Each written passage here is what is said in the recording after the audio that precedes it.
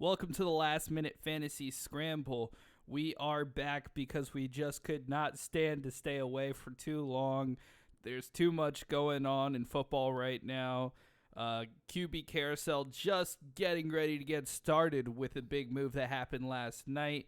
We had 2 championship games we have yet to cover and a Super Bowl coming up soon.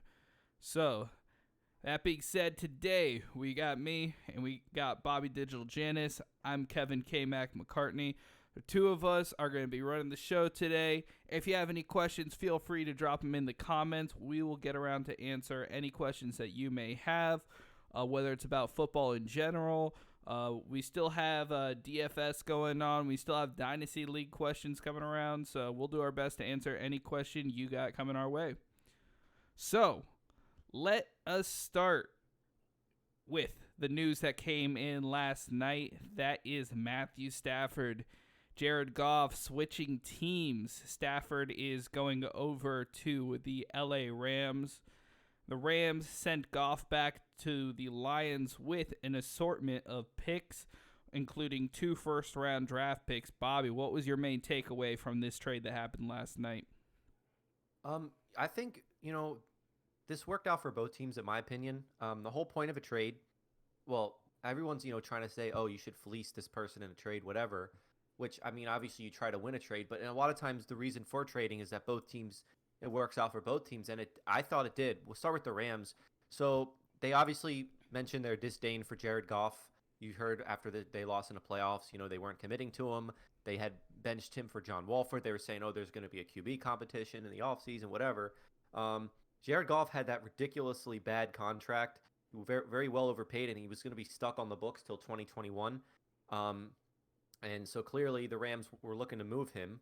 And the Lions were clearly looking to trade Stafford, as well as Stafford's one of his preferred destinations was LA, so it made it easier. And the Lions made it clear that they wanted to trade Stafford, which I think was a good thing for both parties. I think it was time for the Lions to move on, and I think it was time for Stafford to move on as well. Stafford still has about a good 4 or 5 years of football left in him. I always thought he was a pretty good quarterback as well. He's 16th all time in passing yards and touchdowns, which you don't think about much because he's with the Lions. But anyway, so start with the Rams. You had to get rid of that contract, and not a lot of teams were going to want that contract. We mentioned it a few times ago. We talked about Jared Goff and how it'd be hard to trade him. Well, one of the reasons why the Lions were willing to take that contract is if they were going to ask them for some serious draft capital. They got a 3rd-round pick and then 2 first rounds in each of the next 2 years. Part of that was for Stafford, and part of that was, again, as the price of taking on that contract. So the Rams, even though they don't have a first-round pick now until 2024, and they haven't had a first-round pick since 2016 when they took Jared Goff, Stafford puts them in position, in my opinion, to win now. I think they have everything else in place. McVay is one of the best offensive coaches in football. This is going to be a breath of fresh air for Stafford. He has weapons, emerging young running back in Cam Akers, great defense. So I like it from their point of view. They're going to win now in this window, even if it sets them back a little bit in terms of draft capital. But I think they're in position to win now. As for the Lions, we knew it was going to be a rebuild. To get 2 first rounds and a 3rd round this year for Matt Stafford, as well as Jared Goff, which I don't know if they're going to continue to use him or not. I guess they have to with that contract. I think that's also a win for Detroit. I think that's the best they could have asked for when getting rid of Stafford. What do you think? Yeah, I think, honestly, the biggest winner out of this whole situation is Matt Stafford.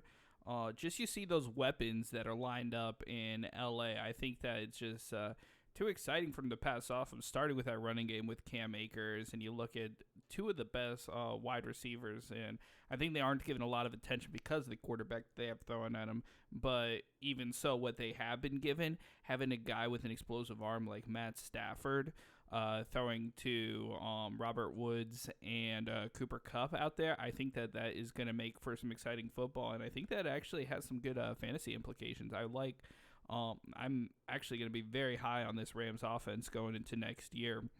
But as for the teams themselves, starting with the Rams, yeah, they paid a lot, and a lot of people are saying that they overpaid, but it's a really big deal to have that Jared Goff contract off the books. And, coming in like that's a win in itself, just being able to get that contract, because one of the worst things to happen to a professional sports organization, especially in a salary cap league, is to give a big contract to an underperforming player, because yeah, that money is holding you back from being able to improve your team. And with a guy who's just isn't pushing you, and on top of all that, you feel the commitment that you need to start that player because you've given him this kind of money. So in three different ways, you're keeping your team from improving. So that problem is now being shifted onto Detroit, but to make up for it, you're giving all that draft capital, and I think that that puts Detroit in a really good place if they're trying to work around the rebuild. Now, they may Yeah, and I think have. Oh, go ahead. I was just gonna say, yeah, and that's why I think it works out for both sides. I think it all balances out. Yeah, and I think that because they weren't the team that drafted them, yeah, Detroit took this cap hit by taking Jared Goff away from the Rams, but they still have the potential and they have the draft picks now. They could really look to getting a quarterback in the draft. And there's going to be a few options to slide to them, at least with their first pick. And I wouldn't be surprised if they get somebody, even with the money that they're paying Goff, because Goff really doesn't seem like the kind of guy who's going to get you closer to taking that next step. Yeah, they're going to have a whole new system.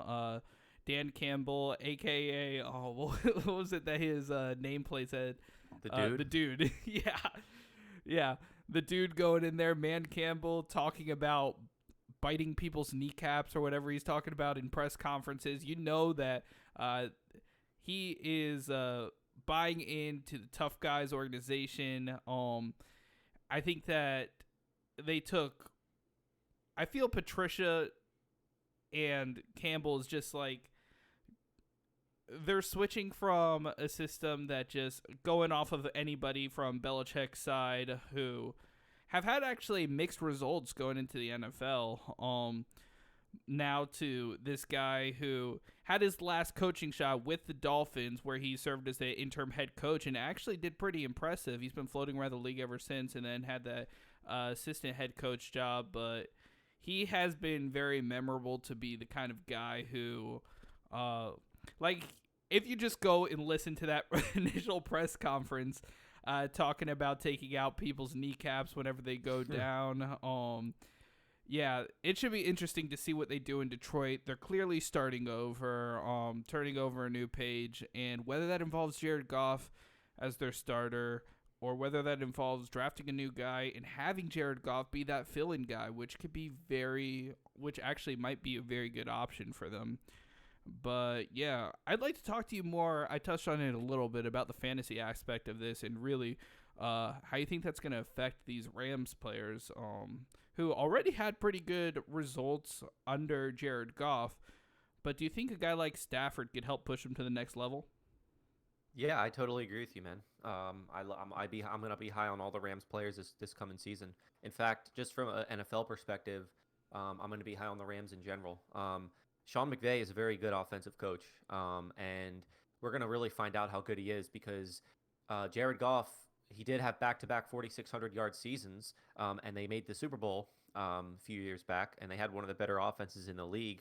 And so you figure if you don't, Jared Goff hasn't been that impressive besides that, but you figure you add a guy like Stafford in who's still got 4 or 5 good years left. They have a solid offensive line as well.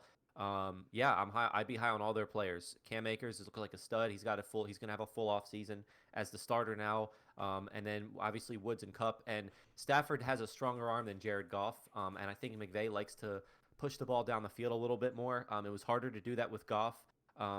Struggling with some of those deep balls at times. Stafford, even though he's not known to be a mobile quarterback, he can move around better than Jared Goff. He's a little bit more athletic, and so I think it's going to be a big deal in fantasy. Honestly, I'm with you there. Yeah, and a guy that we like to talk about a lot on the show, Hawkinson. What do you think that Stafford's going to do for the tight end position over there? I know that there's been a lot of up in the air between Higbee, Everett.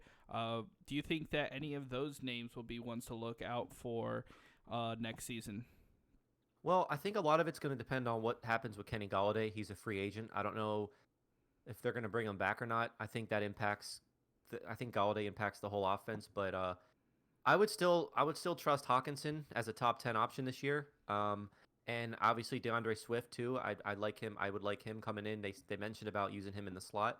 I'm honestly a little bit skeptical of Dan Campbell though. Honestly, like I liked him with Miami, but he still only went 5-7. And you can say all this rah stuff and all that, but or you can be able to scheme guys open. What's going to happen when you start losing a few games? Is all that rah stuff going to get old for the players? Like how is he going to adjust? Things like that. So I'd want to see it first. I am a little bit skeptical. I was a little disturbed by the press conference. And but fantasy wise, I think Hawkinson's safe. I think he's a safe top 10 option, especially the landscape of tight ends. And I love DeAndre Swift as well. I would just have to see what happens with Galladay, but I wouldn't be too much of a big a fan of anybody else there. What Well, about my you? question was more centered towards the LA Rams tight end situation, and Oh, if you my bad. think that putting Stafford into that system could improve either Uh, Everett or Higbee. Sorry about that. It's gonna. Well, I don't think I read something. They're not gonna re-sign Everett. So if they have a full-time tight end, which they haven't had these last few years, yeah, I'd like him definitely. Especially probably can get him a little bit later. He might. Every year there's like 2 or 3 tight ends that you get really late or you get out free agent that end up being like top 10 options. So definitely, yeah. Especially you look at the offense that they're in. I think so. Yeah, sorry about that. I didn't. I got confused with the question. All good, no, but that did help answer a lot of questions about what you expect from the Detroit Lions fantasy. Honestly, really at this point, the one guy I really like on that Lions offense, from a fantasy point of view, is going to be DeAndre Swift.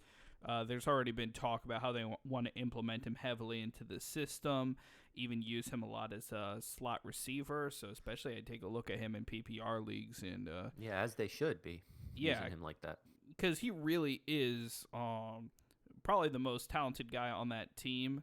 I'd say with the exception of possibly Kenny Galladay, but maybe even more so. But there are no guarantees that Galladay is going to be on that team next year. As a matter of fact, I wouldn't expect him to be on that team next year. But yeah, I guess we'll wait and see as far as that's concerned. So one Yeah, of the real other quick. things, Hold on, real quick about Swift again. When you have a quarterback who isn't mobile, that's even more valuable for pass catching running backs because they dump off a lot. And Goff, we saw Gurley and Akers have a lot of success. Well, especially Gurley in the passing game when he had those big years with Goff under center. So Goff would tend to check it down a lot more as well. So all right, so moving on, we did have a couple of championship games that were played last week. I know it feels like so long ago, but I did want to go ahead and start with that NFC championship game. We had Rodgers, we had Brady, and another NFC championship game that Aaron Rodgers lost. You could tell that he's fed up. He's just it's hard to tell whether it's him or the team that's put around him, but he just can't seem, besides the one time that he won the Super Bowl, to get over that ledge. Tom Brady comes over to the NFC and does it in his first try. What was your main takeaways from that game? yeah, I mean, we talked about it all season, especially the trade deadline. You don't understand some of the. I personally just not a fan of the management of Green Bay throughout, their whole basically these last 20 years or so. I mean, it's fine to not. You don't have to be super aggressive and go crazy with free agents. Of course, I tend to be a little more aggressive personally, like in fantasy. But like, you don't have to be super aggressive. But I think they're way too conservative. They're very stubborn in bringing in free agents, and I think you need to bring in. Like, you look at all these teams now that are bringing in the teams that are doing it right, that are developing these quarterbacks, and they're giving them weapons, and you seeing how they're becoming more successful. I think Rodgers needs that second receiver. I really do. But in any case, in terms of the game, yeah, I mean, it was a good game. Um, I mean, it was a good game. The Packers, Brady threw 3 picks. I think all of them were in the second half, and the Packers only had 7 points off of those 3 picks. And Rodgers does have to shoulder some of the blame here. He did go 4-11 in the fourth quarter, and then that third and goal towards the end of the game before they kicked the field goal. Rodgers had a little lane to run. Now, whether he would have gotten there or not isn't necessarily the big deal. The question for me is that he, I think in the regular season he was just taking off and going. I think there was a little bit of hesitancy there. Maybe the moment got to him a little bit. I'm not sure. And then I don't really understand that coaching decision to kick the field goal. one bit. I really don't get that, especially you know if you give the ball to Brady, it's going to be hard to get it back with under 3 minutes to go. So as much as we praise the coaching staff against the Rams, I think Matt LaFleur has to take some blame here as well. And then as for the Bucks, you have to give them credit. Even though I'm not a fan of Brady, I do love the offense they run. I love the pro style offense. They don't get too cute with it. They can go downhill at times. They can go up tempo at times. Brady was even going deep a lot of vertical stuff to Mike Evans. Um, they're incorporating guys in and out. They got Gronkowski. They have tons of weapons, and they're getting Ronald Jones involved as well. So I love their pro style offense. I love their balanced offensive attack, and their play calling has just been really good and outstanding. And that defensive front is pretty nasty too. Their secondary is pretty. They had a lot of injuries and stuff, but they got Levante David, who's been there a while. Pierre Paul, Ndamukong Suh. I mean, they have some studs up there too. What did you think about the game? Yeah, I agree with what you're saying. I feel that Tampa Bay is a really good all-around team. I did not expect them to make it this far. I just feel that they are good but not great. And Tom Brady just continues to prove me wrong. I hate to say it, but every time you think that this is it for him, he is out there playing at a level as good as any quarterback in the NFL right now. And I mean, yeah, you look at the weapons that he has, and he does have a really good team surrounding him, but he manages to make the throws at the right time to the right people. And yeah, that just continued to be the same, even now in the NFC with the Buccaneers. Now, yeah, it really is a hard situation that Aaron Rodgers has been put in. They're not giving him the kind of help, but this game he had plenty of opportunities to do that. And I do agree a lot of it does come down to play calling. I still don't see any reason why, when you have Aaron Rodgers going up against Tom Brady, who could be arguably one of the best clock managers of all time, how you don't go for it on fourth down, and also how you don't even try to pick up some yardages on that third down. But you have Aaron Rodgers, you have Devontae Adams, you got to go for it on fourth, and I think that's what everybody's saying. We're not really saying anything new here. I don't think you're going to get much argument the other way, but especially at that point, field position doesn't even really matter.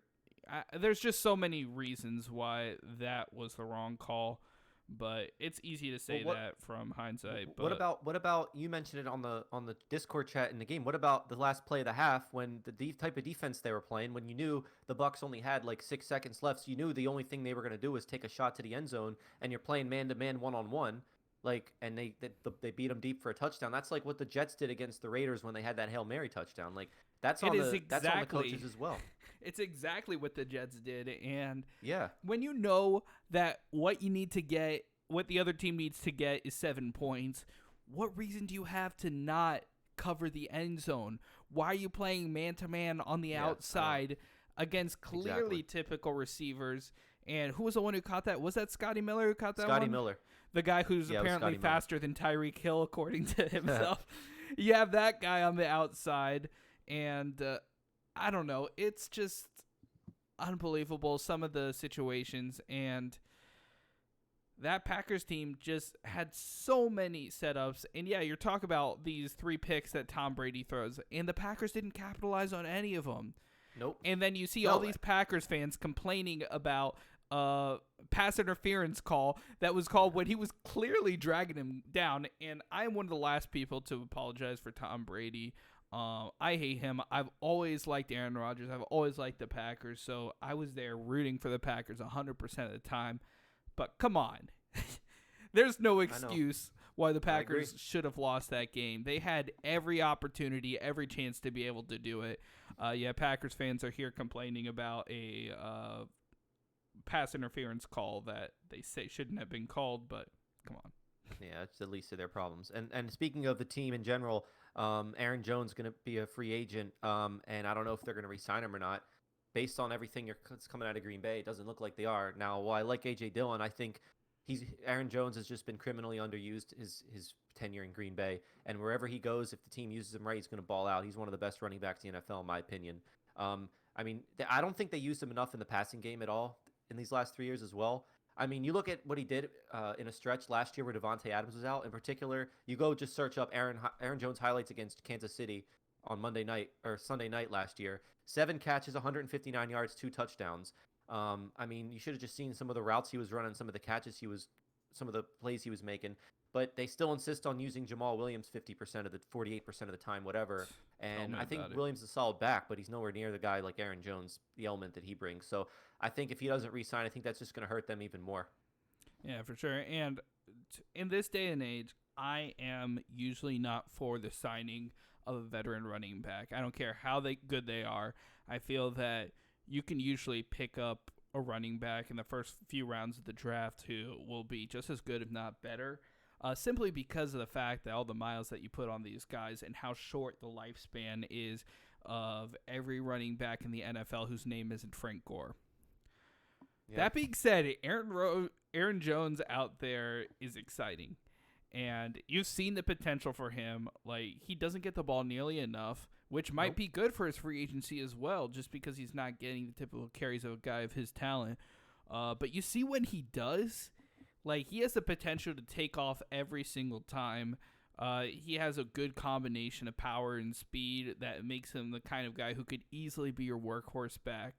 And as a Dolphins fan, the idea of having a guy like an Aaron Jones to be your starting running back is too good to be true. I don't want another kind of situation where we're signing Jordan Howard and Matt Breida. Exactly. And then we end up not using either of them. Yeah.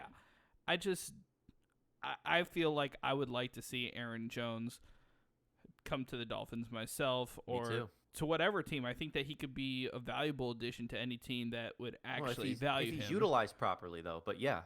Yeah, because at this rate, too, if you look at, I don't think the Packers get that much worse losing him, just because I do like A.J. Dillon, and Jamal Williams isn't too bad himself.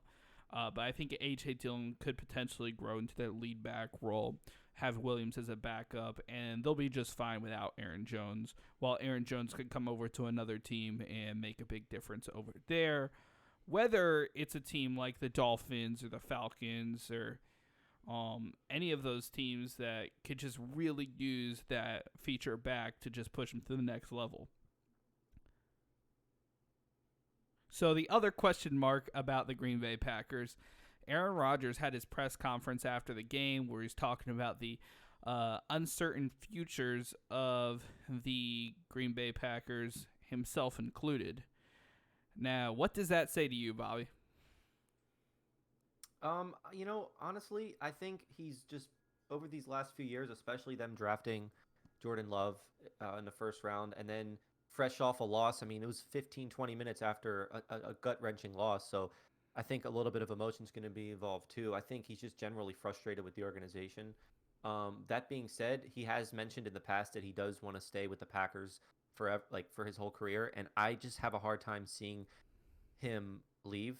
I think that one of their guys in their management said that he's going to be a Packer or whatever, but so I'm actually not looking too much into that, as crazy as it sounds. I still think he's going to stay in Green Bay. What do you think?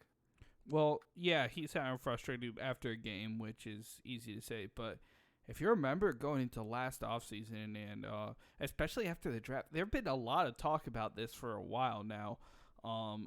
Aaron Rodgers used to be one of those professionals who went out there and played, and he still is, don't get me wrong.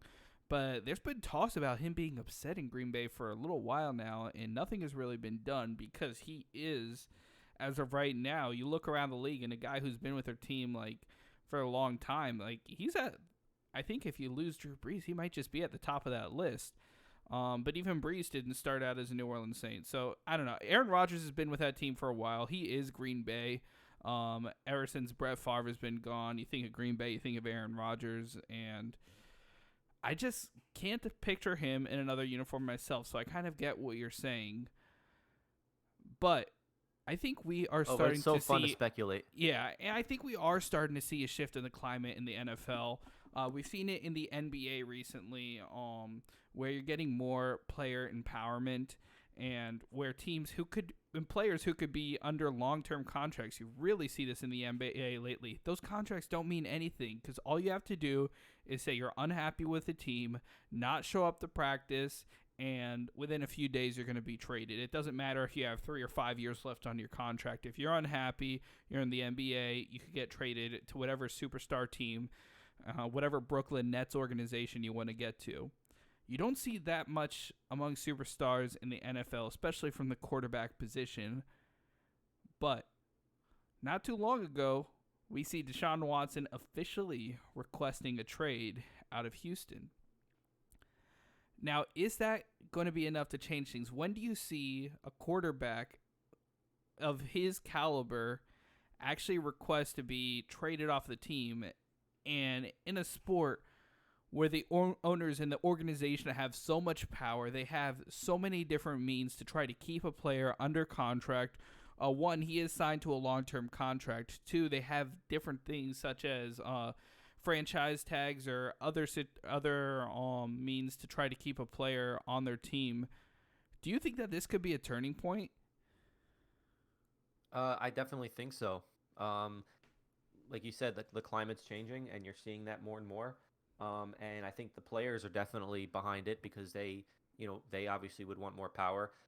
But I only think it could go so far because when you compare that to the NBA, the landscapes are just different. The NBA is more superstar driven than the NFL, and one player, I mean, there's only 12, 13 guys on a roster in the NBA. So, and a lot of the salaries are higher. So you can, it's easier for the players to have more power in the NBA.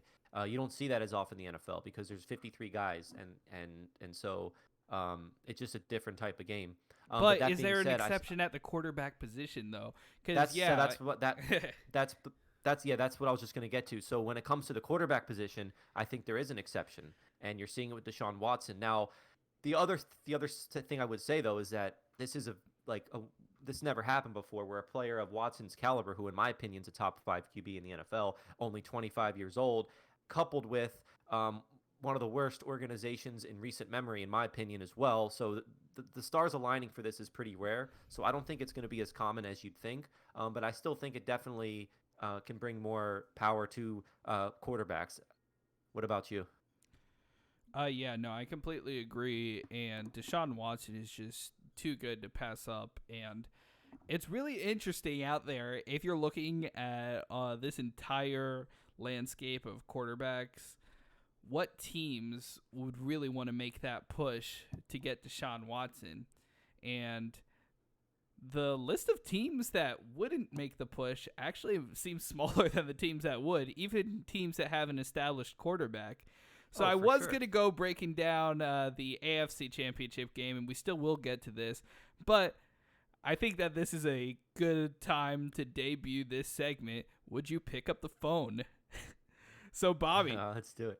You are the GM of one of these organizations I'm about to list to you. And the Houston Texans are calling. They are interested in making a trade involving your quarterback and Deshaun Watson as the start of the framework of that deal. Bobby, if you are the LA Chargers, are you picking up the phone? Heck no. I'm a Justin Herbert fan.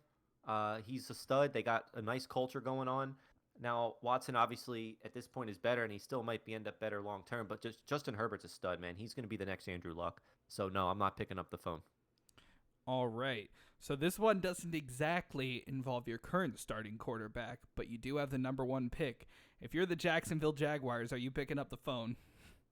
Yes, I am. I'm picking up the phone for Deshaun Watson. Yeah, as good as Trevor Lawrence could be, Deshaun Watson is the real deal. You've seen what he could do. And there is the chance that Trevor Lawrence does have the higher ceiling, but it's hard not to turn down that for sure thing. All right, so it might get a little trickier at this point. Bobby, you are the Cardinals. Are you picking up the phone when the Houston Texans come calling? I think I would, honestly. I like Kyler Murray, but Deshaun Watson, in my opinion, is a level above. And you can reunite him potentially with DeAndre Hopkins, so I would do it. I would pick up the phone. All right. What if you're the Baltimore Ravens? Are you picking up the phone when the Houston Texans come calling?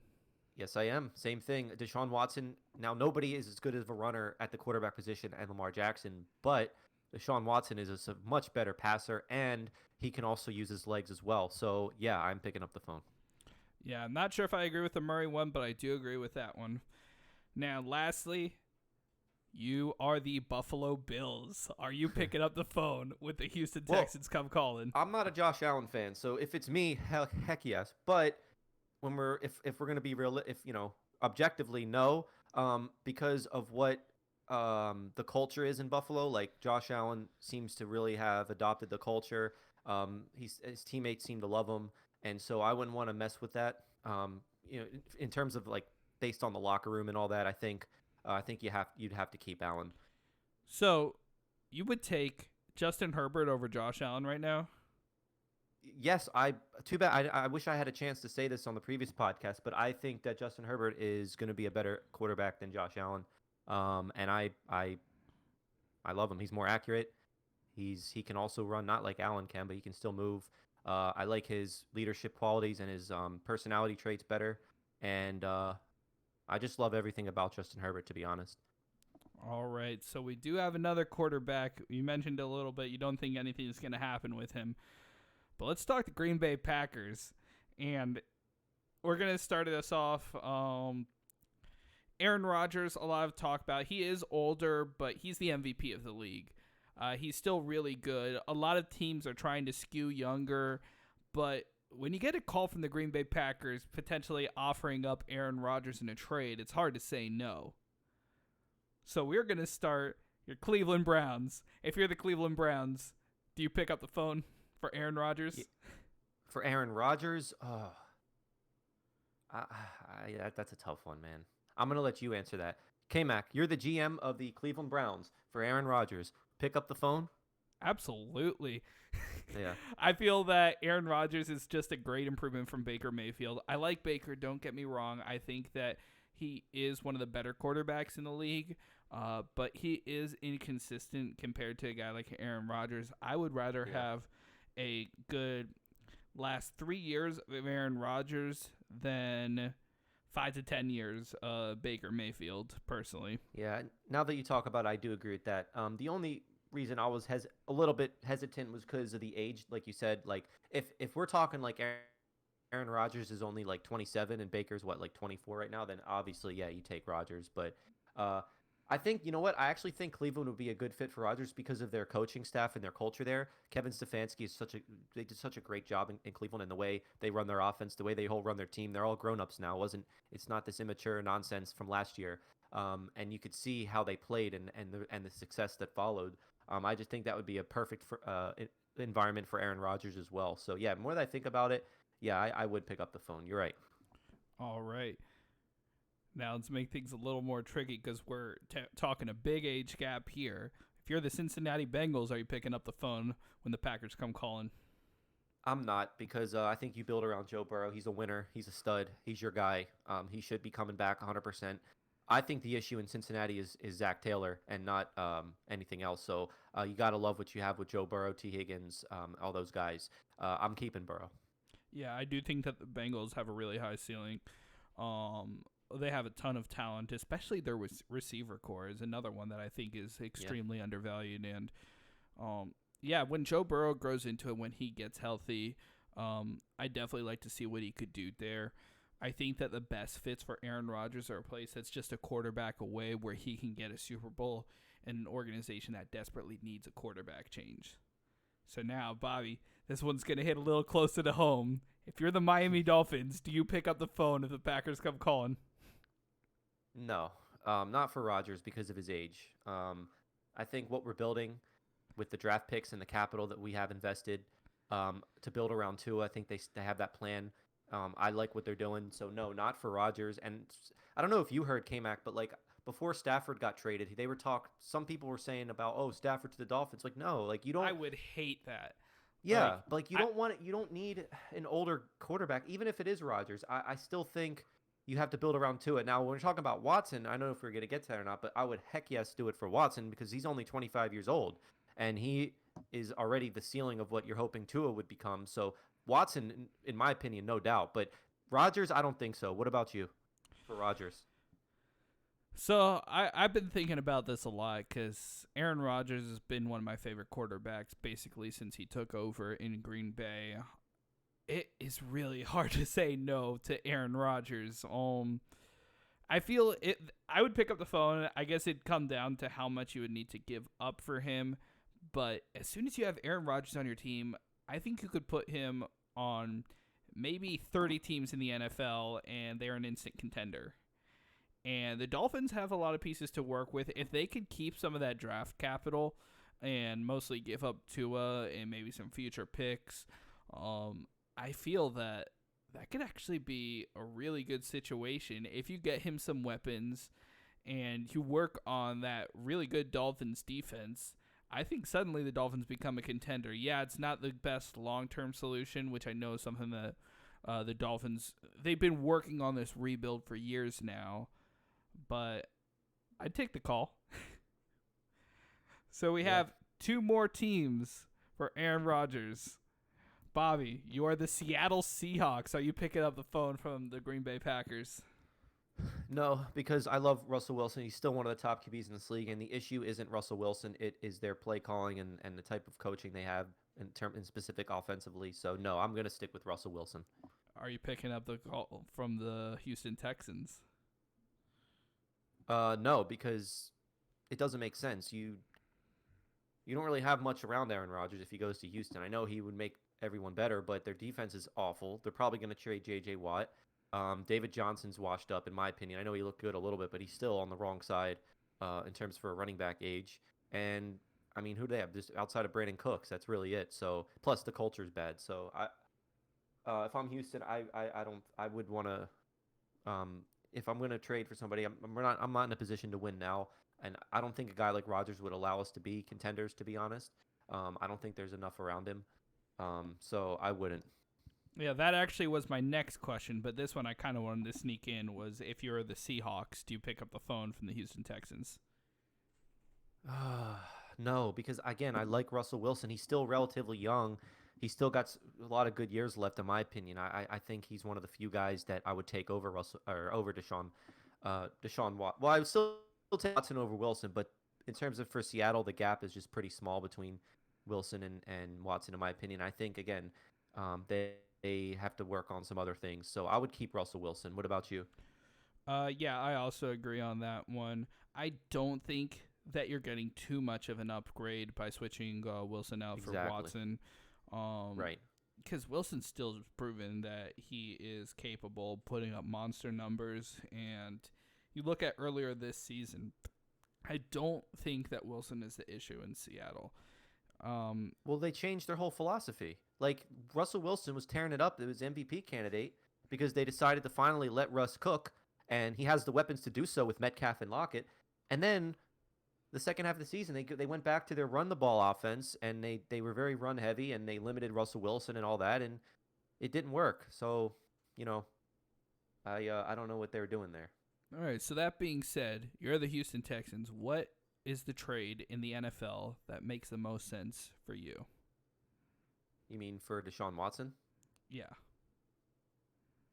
Uh, I mean, I mean, dude, like I haven't, like I really think he'd be such a great fit with Miami, man. I really do.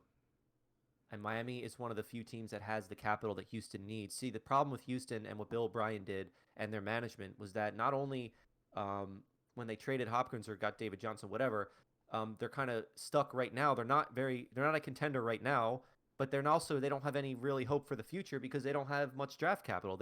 We have their first round pick this year, so they really kind of need to get and we have everything that they would want. I mean, I would give up.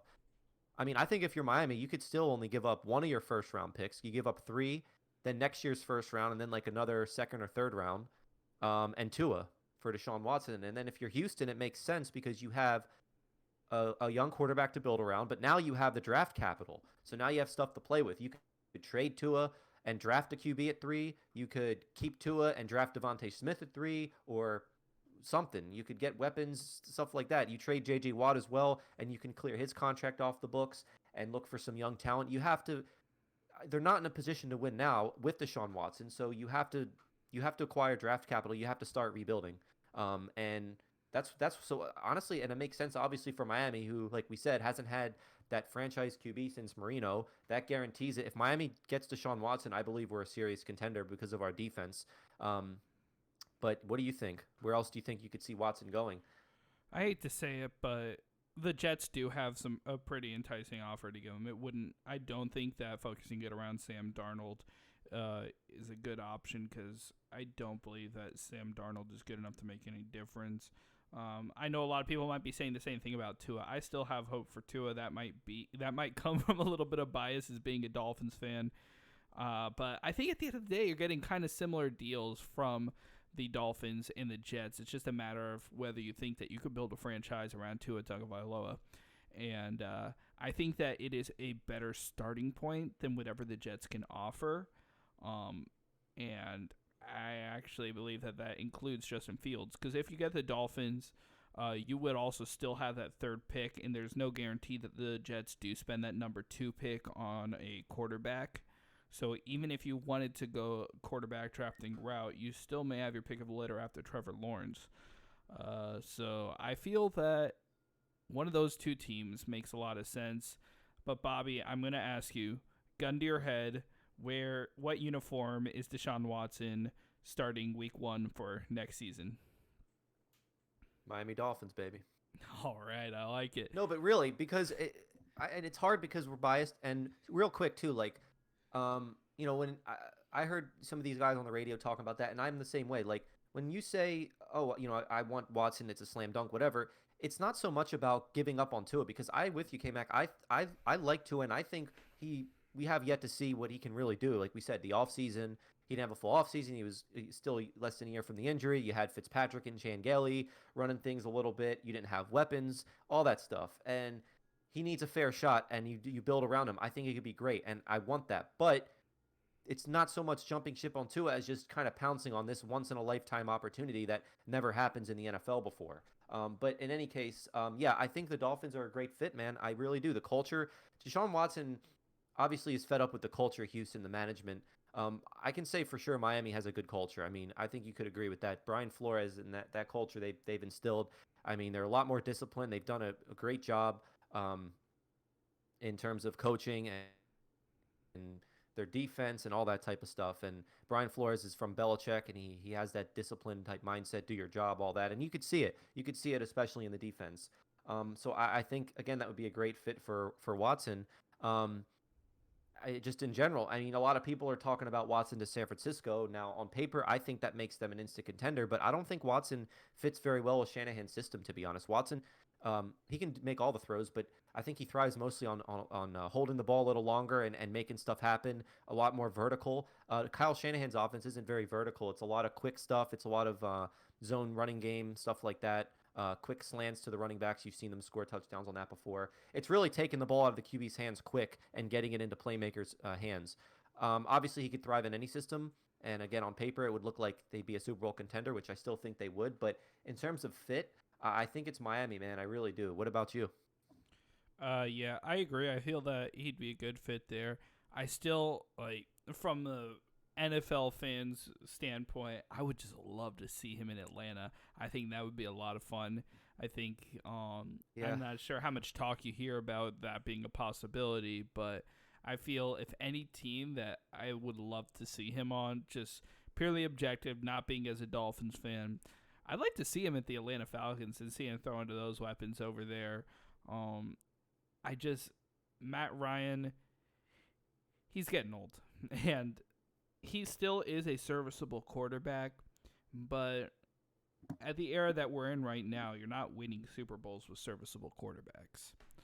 And I just don't believe that the way the Falcons are right now, that they're ready to get into that next level with Matt Ryan. I think that they need to take that next step, and whether that be drafting a quarterback or getting someone like a Deshaun Watson, I think that could really help push them over the edge.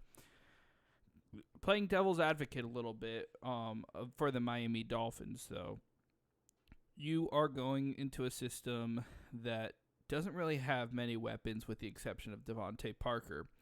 If they are trading for you, they aren't keeping that number 3 overall pick. So they're not going to have as much draft capital to build around you. And yeah, they do have some cap space that they will be able to make some moves in free agency. They don't have an offense right now.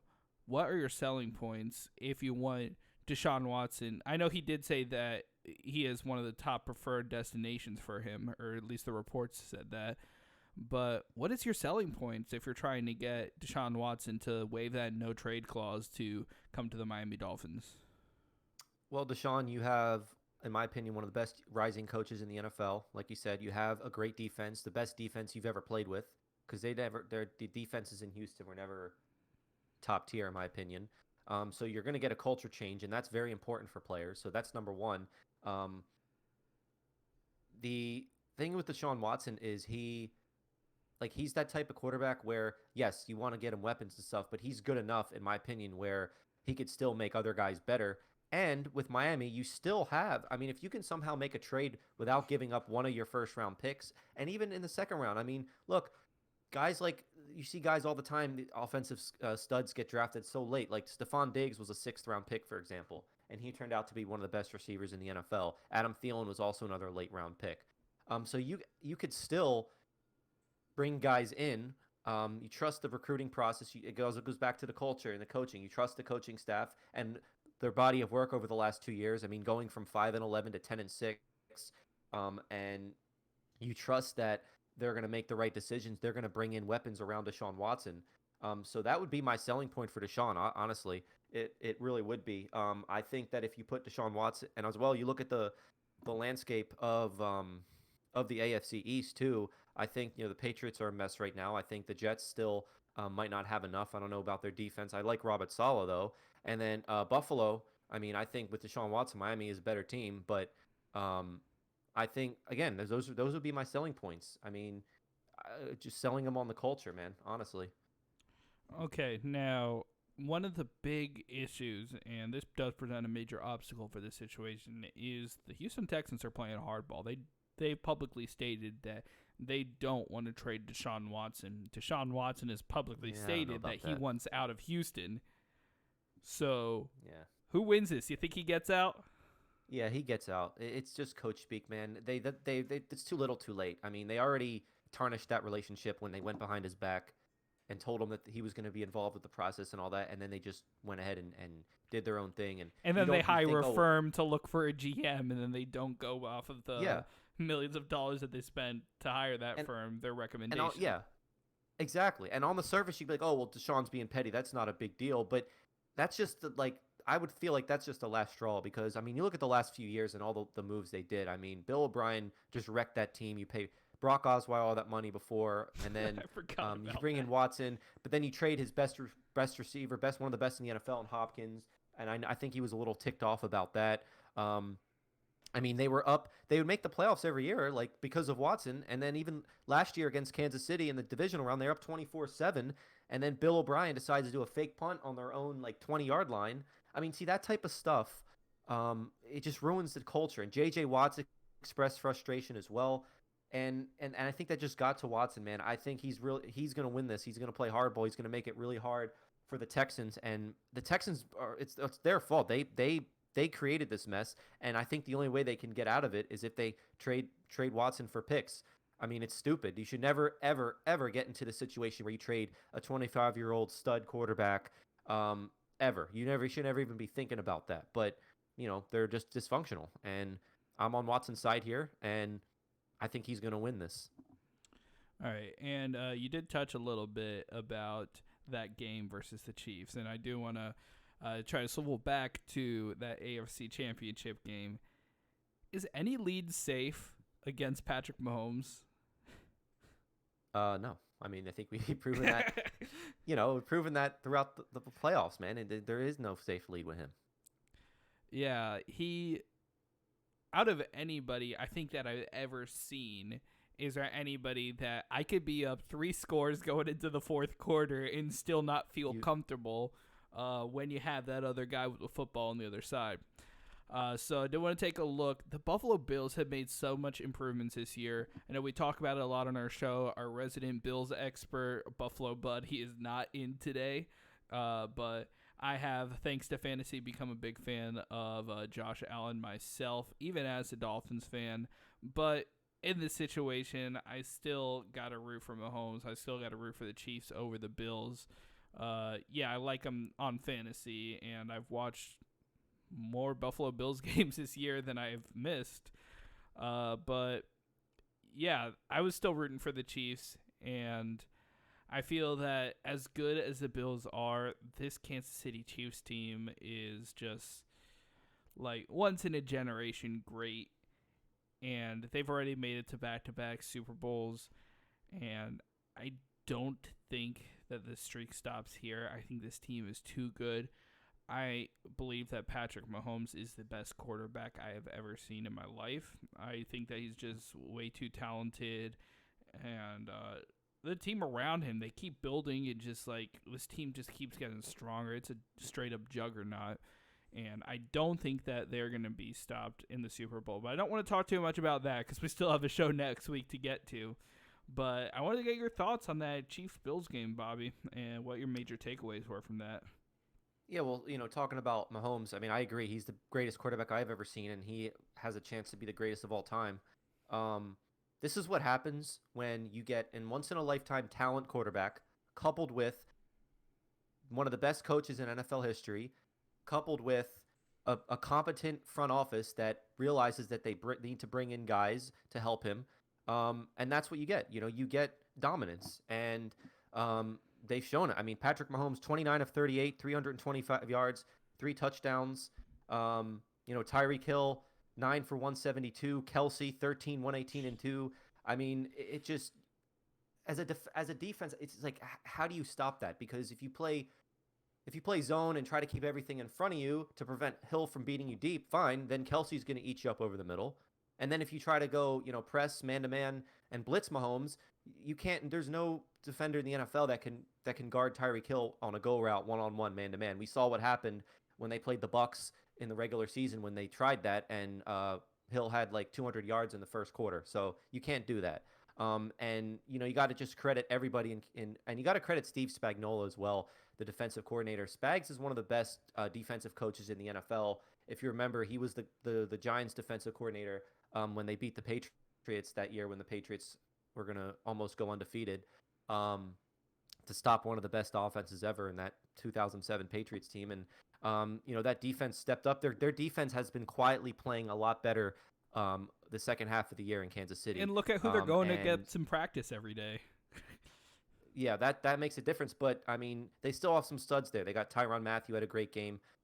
Frank Clark, those guys get in there. So, Kansas City, I mean, they definitely asserted their dominance as the best team in the AFC and the best team, I think, and I think you agree as well, in the NFL. And for all that, for all the talk for how good Kansas City is, Buffalo was showing that they were going to be a contender too, and so you would have expected it to be a closer game. The score didn't indicate, it was only a 14-point, but it should have been a lot more of a bigger deficit, in my opinion. The Bills were gifted 6 points on that muff fumble by McCole Hardman, which, by the way, again, credit to the coaching staff. Hardman fumbles the ball. They give the Bills an easy touchdown. And what does Andy Reid do? He's like, we're going right back to you. And they get the confidence up. They get him going on that 55-yard jet sweep, and they get him going on the touchdown, that quick pass. But, for all the talk we've given about to Josh Allen, MVP consideration, all that, some people were even saying that he was somewhat approaching Mahomes' level. Didn't show that this game. 28 for 48, 287, 2 touchdowns, 1 pick. Again, it should have been a few more picks. He had a lot of dropped interceptions throughout this whole playoffs, actually. And he was their leading rusher too, and the leading ball carrier, and that's a problem. I mentioned that earlier, that you have to be able to run the ball still, unless you're a team like Patrick Mahomes and the Chiefs, which that's the exception. And their defense was just horrible. I mean, I know that the Chiefs are one of the best offenses we've ever seen, but I mean, they were just walking all over them. I mean, Cleveland even put up a better fight. I mean, Josh Allen had so many times where he's dropping back and he's just trying to make these plays. He just needs to learn how to throw the ball away and stop trying to play hero ball. because he had a lot of times where he got sacked or near sacked or intentional grounding penalties. Um, they couldn't score in the red zone, and they had been the best red zone offense in the NFL, and they couldn't score in the red zone. Part of that, I think, is on coaching for trying to kick field goals when you're supposed. You can't kick field goals when you're playing against Kansas City. You have to score touchdowns, man. So the Chiefs did a good job of taking away Diggs, and that really kind of messed with them a little bit too. And Allen missed a lot of throws. I mean, he was inaccurate. He missed a lot of throws. He was high on a lot of them. And that was kind of the case against Baltimore as well. So, in my opinion, I'm not surprised. I predicted the Chiefs to win 38-17. I didn't think the Bills were as good as everyone thought they were, and they got exposed in Kansas City, in my opinion. What about you? I think that nothing against Buffalo, but this is just what happens when you go into that juggernaut we were talking about earlier. And I think that Josh Allen, as good as he is, this is his first time being in this big of a spotlight. And they can't all be Patrick Mahomes when it comes to this. And he just underwhelmed a little bit. He still played a pretty good game. I'll give him that. But one of the things, the big takeaway is just watching these two guys play. And I mentioned it. I feel that these are probably the two best quarterbacks in the NFL at throwing out of the scramble. I think both of them are just so good at opening up, like just keeping their eye open for these lanes that are opening up and squeezing the ball in the perfect spot while on the run and being able to manage doing that all at the same time. I think that's already clear for Patrick Mahomes, but Josh Allen is really, we already know that he's good with his legs and he has a tremendous arm. But the fact that he could manage to do a lot of this on the pressure, and yeah, he's great at scrambling and he's good at getting the ball. The one thing that really hurts Josh Allen, and I think that this is one of his one features, he has to stop running backwards. Sometimes he needs to know when to give up on the play.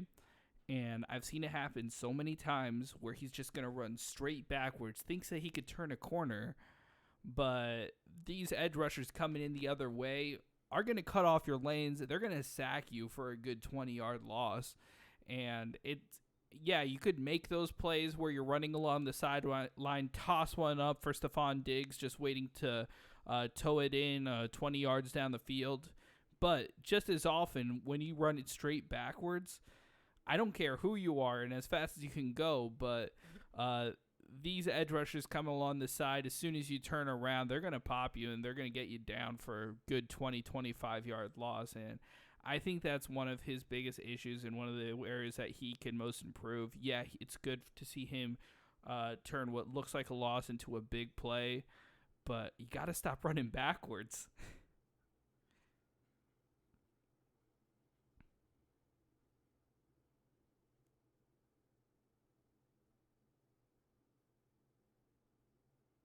Yeah, I agree.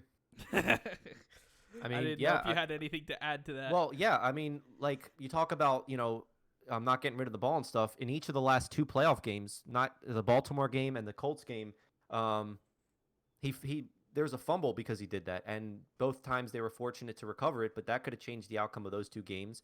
And while he has a strong arm and all that stuff, he still tends to be reckless sometimes with the ball in terms of overthrowing guys or whatnot. And he had two dropped interceptions against the Colts too. So look, I think they need to run the ball. They have to get. I don't know if Zach Moss is the answer. I don't think he is, or Singletary, but they have to be able to run the football. You can't have a guy playing hero ball and be in the whole offense. Because yeah, you're going to get a lot of statistics in the regular season, and that might work. But come playoff time, I don't think that's going to work. I think they have to get better at running the football. They have to be a little more physical, in my opinion. I mean, look, like you said, they ran into a juggernaut, of course. But the way they've played, I mean, you would think that it would be a little more competitive, a little more closer, and they'd be a little more physical with Kansas City on both sides of the ball. And I don't think they were. So that's just my opinion. I think they need. I'm sure. I mean, even Buds agree with me in terms of they need to be able to run the ball. I think and play a little more physical on both sides of the ball. But I think if they can do that, I think if they can run the ball well, and have that threat. Because I think they what they really should do, honestly, I think with the arm strength that Josh Allen has, if they were to run the ball successfully, and then they just went off play action, a lot of Packers do that a lot with the play action. I think that'd be lethal, man. Like, because you can, a lot of times if you're running the ball successfully, then teams stack the box. So then you hit them with play action. And obviously Allen has the arm strength and they have the vertical weapons to be able to beat guys deep. So I just think that you have to change the philosophy a little bit in Buffalo. Yeah, and I think that comes down to having the Zach Moss and Singletary situation. You looked at Singletary before they added Zach Moss, and he was a really good running back. And Zach Moss has all this talent too. You just wonder if the switching back and forth, like they don't neither guy has enough time to build momentum and really break off a lot of those big runs. You've seen a lot of their best games were when they only had one or the other. So I did see, I believe it was Kuiper's mock draft that had them selecting Najee Harris with their first pick in the draft. And I feel a guy like that, you throw into that system, I feel that he could just help bring the Buffalo Bills to the next level. But I also feel that this could be a situation where you get some addition by subtraction. I don't know if it is best to run that committee for them, because it really seems to be that when they have one guy running, they're better. But is that better good enough, though? Or do they need to go reach out to get a guy like Harris who could really push them over the edge? And I don't know. I think that their running game is definitely the weakest spot of their offense. They've shown that they could really pass the ball. But if your offense is going to be one-dimensional, no matter which way it is, then defenses just know how to prepare for that. And if they're not afraid of a running game, if Josh Allen is going to be your leading rusher throughout these playoff games, like, what reason is there to prepare for a running game? And when you don't have a running game, they're going to be afraid of your passing. It completely closes the option for a play action because they're not going to go try to guard against your running game anyway. So it all ends up building on top of each other, that if they had a solid workhorse running back that they could depend on, whether that's Moss, whether that's Singletary, or whether it's someone else, I think that is one of the things they need to get their offense to that next level. Yeah, and two things real quick on that. I agree with you, and I'm not personally not a believer in committees anyway. I think that I think a one-back system is beneficial because in my opinion, when you're a running back, you want to get on a rhythm. You want to get 15, 20, 25 carries, and you get some running backs, it's like you're shooting basketball. You start to get the rhythm going, you hit shots, you're getting going. They need to get fed the ball consistently and to be consistently involved. So that's my opinion. But I don't think Moss or Singletary is capable of being a stud feature running back on either side. I think they should look for someone in the draft or free agency. But the other thing, too, is their defense. I don't think it's been as impressive. I mean, they did good against a one-dimensional Ravens team. And throughout the season, the deficits that they were, or the amount of points they were winning by, when your offense is scoring those quick touchdowns with the passing game, and you jump out to a big lead, it makes it easier on your defense because then the other team's offense has to throw it to catch up, so they only become one dimensional. They weren't. In my opinion, they weren't all that impressive. I think their defense took a step back from the last year, which I felt was very, very good, which were Davis White and some of those guys that they had there. So I think you have to get I think they need an edge rusher or a pass rusher, a guy that they have a lot of good players on defense. I think they need that stud rusher, that stud guy that can get to the quarterback. I think that would add another good element for them. Here we are talking a bunch of Buffalo Bills football without Bud. Hey man, you gotta. We're talking about the championship game. So that being said, we have the Super Bowl coming up in a week, and we definitely are going to have a show for that. Not quite sure when it's going to be yet, whether it's going to be on Saturday or whether we get one the morning of Super Bowl Sunday. But we got a big game to talk about, and we're going to get whether the guy who has been the greatest consistent quarterback over pretty much the entire time that I've been watching football, and Tom Brady, who, yeah, he has been the best at being consistent, the best winner. But aside from 1 year, has he really been the best quarterback at any given time in the NFL? Versus Patrick Mahomes on the other end, who just seeing him play after that one breakout year, I think has been more impressive than any quarterback I've ever seen. So you're going to get this matchup, see these two guys come at each other. I'm really excited for that, but we got so much more to talk about it. Hopefully get the whole crew together for that show or close to it, see what we can get. But we're definitely ready to talk some football. And yeah, we're not done yet. Bobby, any closing remarks you'd like to say before we send us off for the day? John mentioned something on the chat because we have our chat, so we talk about like sometimes as the playoff games are going, we'll make comments or whatever. And John, I think he said it was last week or the week before that you're really seeing how important like coaching and play calling and structuring a team is, and that's so evident in the playoffs, and we're seeing that. I mean, yes, the players have to execute, and players are talented and all that, of course, but in the NFL, man, more than any other league, in my opinion, the coaching and the way you use guys and the structure of the front office and the culture is just so important. And it even trickles down into fantasy football as well. Um, and I think we're seeing that throughout these playoffs. And I agree with you about the Mahomes and Brady thing. Mahomes is also, to me, the best QB I've ever seen. I think one of the reasons Brady has been so consistent was not so much about his talent, but just about his high IQ, his situational awareness, and the coaching staff for the Patriots all those years being smart. I mean, I hated the Patriots with a passion, of course, but I do respect and I did admire the way that they played and the way that they played offense, the way that they ran their offense was brilliant. I mean, a lot of the things they did was very smart situationally, high IQ type of stuff, and a little bit of that's trickling down into Tampa as well. So I think that's a big reason for Brady's success, and I think he's the smartest quarterback I've ever seen, the highest IQ guy I've ever seen in terms of the quarterback position. And so I think that's a reason for his consistent success throughout these years. Also, what do you think he's taking to stay this kind of consistent?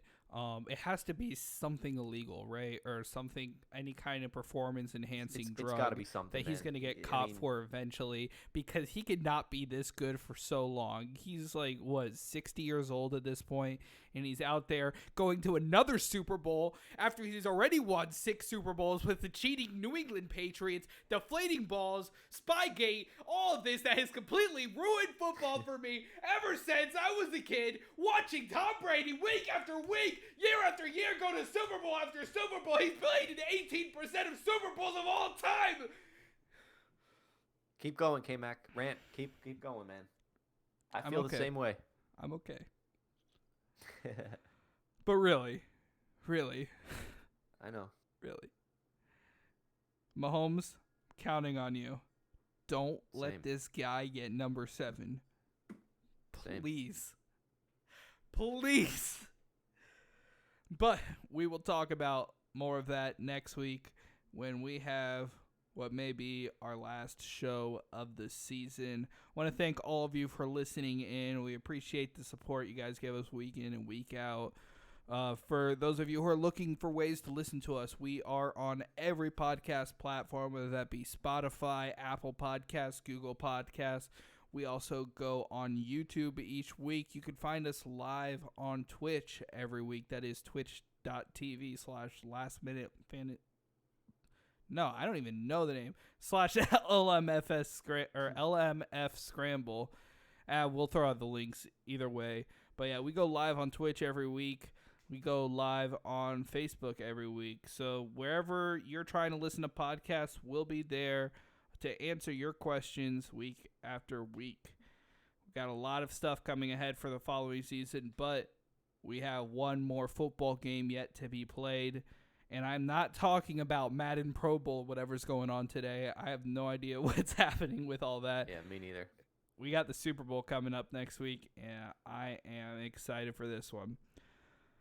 So, with Bobby Digital Janice, I'm Kevin K-Mac McCartney, and we will see you on Super Bowl Sunday.